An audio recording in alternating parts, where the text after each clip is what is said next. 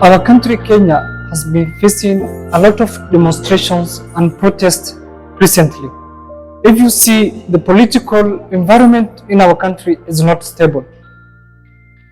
Now today, I want to discuss why political stability is important, vital, and essential for a country's economy. The past 2 days, the riot demonstrations have caused a lot of damage to the businesses. There was a lot of looting. Besides that, number one issue why political stability is so important is the investors will come and invest in a country which has a mature political environment. If countries are not mature politically, there is a lot of riots, the oppositions and the government are fighting, there is shifter, let's say example of shifter appraisal, goons, gangs and everything. Let's take this example.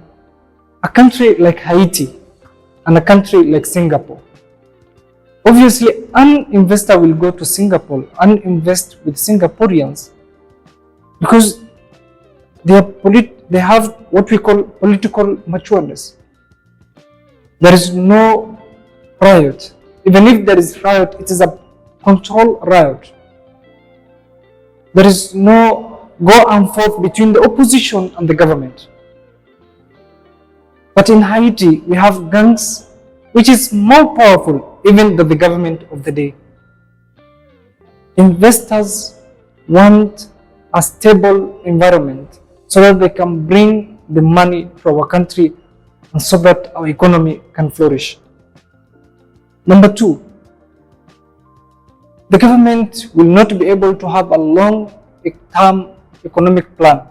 If we keep changing governments, if we keep fighting governments, if the government is unstable, it will not have a long-term economic plan.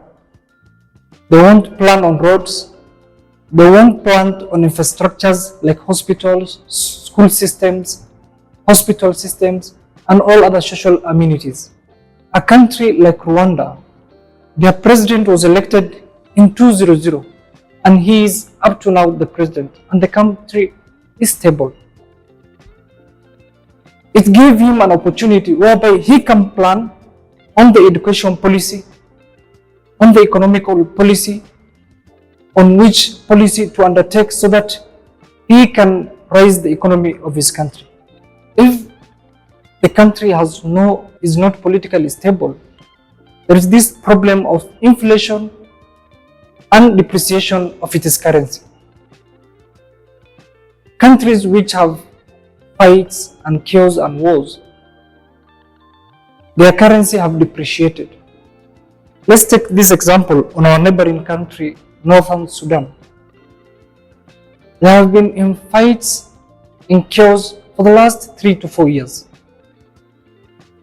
Their currency is at the lowest place, it is at the bottom. The country is facing a lot of poverty, malnutrition of the children, and also there is no capacity to control what enters in that country and what goes out of that particular country.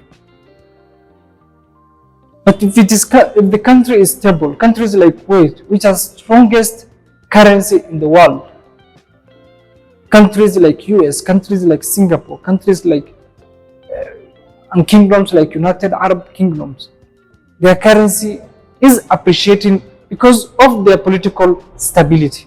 If a country needs to move forward, it must have a political stability, not political tension.